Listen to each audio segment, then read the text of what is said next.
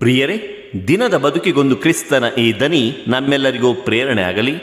ತಪಸ್ಸು ಕಾಲದ 5ನೆಯ ವಾರ, ಮಾರ್ಚ್ 24, 2026, ಮಂಗಳವಾರ.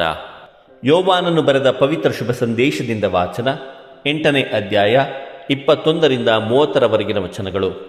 ಆ ಕಾಲದಲ್ಲಿ ಯೇಸು ಯೆಹೂದ್ಯರಿಗೆ, ನಾನು ಹೊರಟು ಹೋಗುತ್ತೇನೆ, ನೀವು ನನ್ನನ್ನು ಹುಡುಕುವಿರಿ, ಆದರೆ ನಿಮ್ಮ ಪಾಪದಲ್ಲಿ ನೀವು ಸಾಯುವಿರಿ.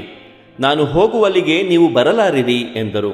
ಅದಕ್ಕೆ ಯೆಹೂದ್ಯರು, ತಾನು ಹೋಗುವಲ್ಲಿಗೆ ನಮ್ಮಿಂದ ಬರಲಾಗದಂತೆ, ಹಾಗೆಂದರೆ ಆತ್ಮಹತ್ಯೆ ಮಾಡಿಕೊಳ್ಳಬೇಕೆಂಬುದು ಇವನ ಇಂಗಿತವೇ ಎಂದು ಮಾತನಾಡಿಕೊಂಡರು. ನೀವು ನರಲೋಕದವರು, ನಾನು ಪರಲೋಕದವನು. ನಿಮ್ಮಂತೆ ನಾನು ಇಹಲೋಕದವನಲ್ಲ.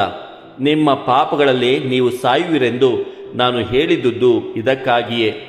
ಇರುವಾತನೇ ನಾನು ಎಂಬುದನ್ನು ನೀವು ವಿಶ್ವಾಸಿಸದೆ ಹೋದರೆ ನಿಮ್ಮ ಪಾಪಗಳಲ್ಲೇ ಸಾಯುವಿರಿ ಎಂದು ಯೇಸು ಅವರಿಗೆ ಹೇಳಿದರು. ಅವರು, ನೀನು ಯಾರು ಎಂದು ಪ್ರಶ್ನಿಸಿದರು. ಯೇಸು, ನಾನು ಯಾರೆಂದು ನಿಮಗೆ ಮೊದಲಿನಿಂದಲೂ ತಿಳಿಸುತ್ತಾ ಬಂದಿದ್ದೇನೆ. ನಿಮ್ಮನ್ನು ಕುರಿತು ನಾನು ಎಷ್ಟೋ ಹೇಳಿಯೇನು, ಎಷ್ಟೋ ಖಂಡಿಸಿಯೇನು. ಆದರೆ ನನ್ನನ್ನು ಕಳುಹಿಸಿದಾತನು ಹೇಳಿದ್ದನ್ನೇ ಲೋಕಕ್ಕೆ ಸಾರುತ್ತೇನೆ. ಆತನು ಸತ್ಯ ಸ್ವರೂಪಿ ಎಂದು ಹೇಳಿದರು.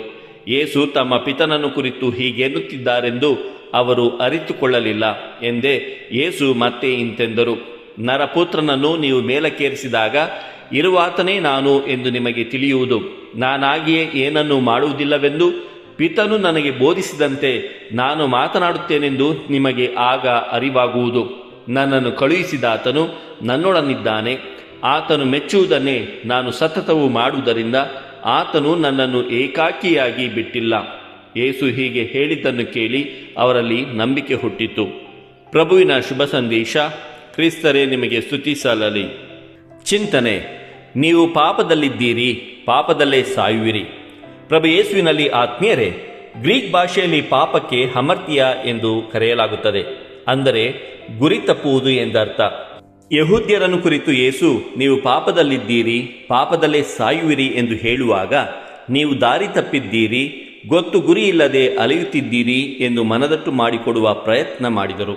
ಪ್ರಿಯರೇ, ಈ ಹಿಂದೆಯೂ ಸಹ ಕಣ್ಣಾರೆ ಕಂಡರೂ ನೀವು ನೋಡಲಾರಿರಿ, ಕಿವಿಯಾರೆ ಕೇಳಿದರೂ ಗ್ರಹಿಸಲಾರಿರಿ ಎಂದಿದ್ದರು. ಕಣ್ಣುಗಳನ್ನು ತೆರೆದರೆ ಸಾಲದು, ಮನದಲ್ಲಿ ಗ್ರಹಿಸಿಕೊಳ್ಳಬೇಕು. ಕಿವಿಗಳು ತೆರೆದರೆ ಸಾಲದು, ಕೇಳಿದನ್ನು ಅರ್ಥೈಸಿಕೊಳ್ಳಬೇಕು. ಆ ಜನರಿಗೆ ಕಣ್ಣು ಕಿವಿಗಳೊಂದಿಗೆ ಹೃದಯ ಮಂಕಾಗಿತ್ತು. ಯೇಸುವನ್ನು ರಕ್ಷಕರಂತೆ ನೋಡುವ, ಅವರ ವಾಕ್ಯಗಳನ್ನು ಜೀವವಾಕ್ಯದಂತೆ ಗ್ರಹಿಸುವ ಸಾಮರ್ಥ್ಯವನ್ನು ಕಳೆದುಕೊಂಡಿದ್ದರು.